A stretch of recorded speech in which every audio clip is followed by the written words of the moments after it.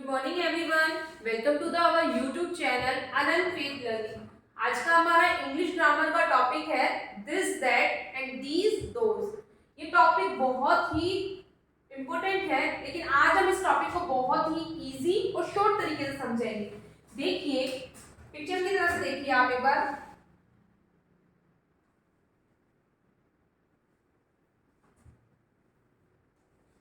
मानिए ये है आप है, ये बॉल आपको दिख रही है, आप इसको टच कर सकते हैं, आपके सामने है, तो आप यहाँ पर दिस का यूज करेंगे। किसका यूज करेंगे? दिस का। This is a ball.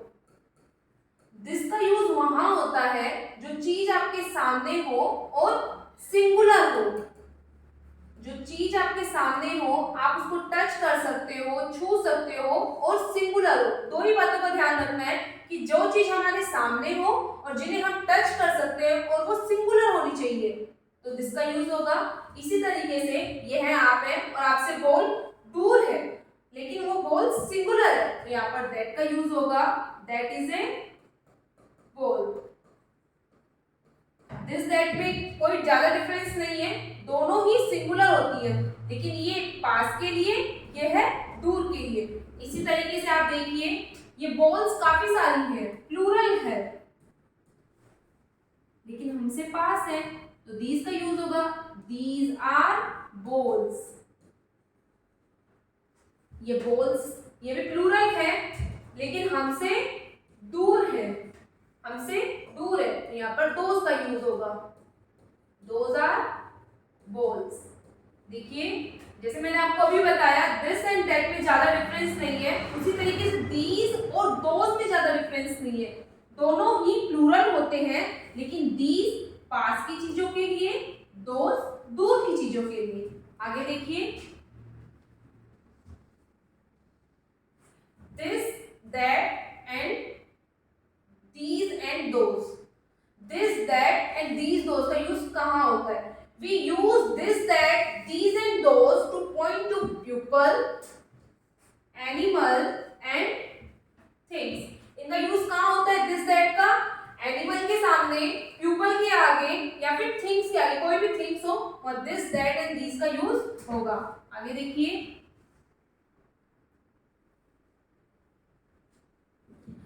This is a frog. यह फ्रॉग है, ये फ्रॉग हमारे पास है, तो हमने दिस का यूज किया। किसका यूज किया? दिस का। ये फ्रॉग हमारे पास है और सिंगुलर है। दो ही चीजों का ध्यान रखना है, आपको पता है, जो चीज हमसे पास हो और एक ही हो, सिंगुलर हो, वह यूज ऑफ दिस। इसी तरीके से जो चीज हमसे दूर हो लेकिन सिंगुलर ही हो, तो दैट का यूज होगा। आगे देखिए, ये मछलियां काफी सारी हैं, प्लूरल है, लेकिन हमसे पास है, तो किसका यूज होगा? Use of these. These are fishes. इसी तरीके से अम्ब्रेला है, ये भी प्लूरल है लेकिन हमसे दूर है, तो यहाँ पर दोज का यूज होगा। Those are umbrellas. ठीक है, एक बार आपको बिल्कुल ही आसानी तरीके से एक बार और समझा देते हैं, रिपीट कर देते हैं। This that and these and those.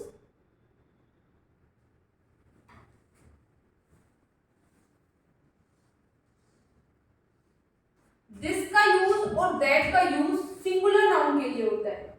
This that का यूज सिंगुलर के लिए होता है। सिंगुलर जैसे use to refer things which are close, जो आपके बिल्कुल पास होगी, जिन्हें आप छू सकते हैं, टच कर सकते हैं, वह दिस का यूज इसी तरीके से सिंगुलर के साथ ही होता है। लेकिन use to refer things which are far away, जो आपसे दूर होंगी, वह दैट का यूज होगा। होंगे दोनों में ही सिंगुलर, इसका विशेष ध्यान रखना है, दोनों में ही सिंगुलर होता है, लेकिन दिस का यूज जो चीज आपके बिल्कुल नजदीक होगी, पास होगी, वहां पर दिस का यूज। दैट का यूज वहां होगा जो चीज तो हमारी सिंगुलर ही है लेकिन हमसे दूर होगी, यूज ऑफ दैट। इसी तरीके से एक बार आगे देख लेते हैं।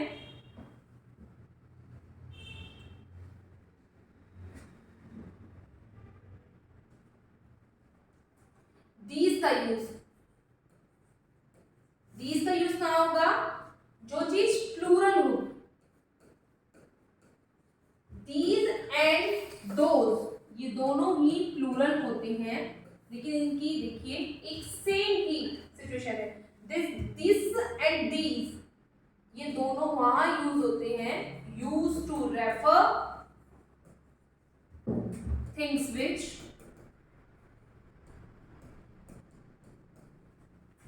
Are close. Those and that इसमें भी एक सेम सिचुएशन होती है कि यूज टू रेफर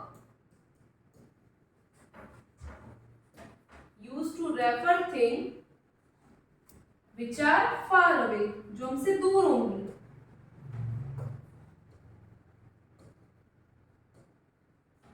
ठीक है, एक बार एग्जांपल से समझ लेते हैं।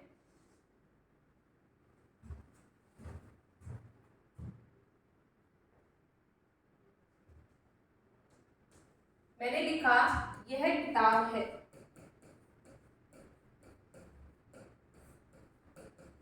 ये किताब आपके पास है, तो आप किसका यूज करेंगे, दिस का, दिस इज ए बुक। अब मैंने बोला ये किताब आपसे दूर है, तो आप किसका यूज करेंगे, दैट का।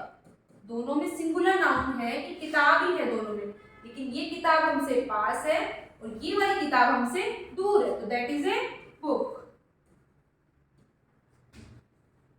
आगे देखिए, इसी तरीके से मैंने बोला ये किताबें हैं,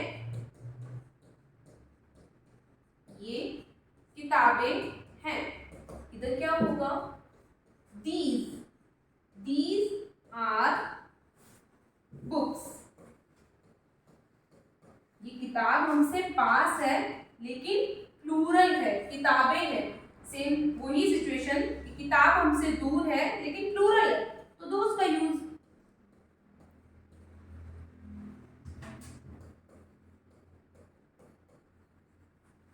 thank you so much guys. आज का हमारा जो टॉपिक था this that and these those, आपको मैं आशा करती हूँ कि आपको बहुत ही अच्छे तरीके से समझ में आया होगा। Thank you so much guys.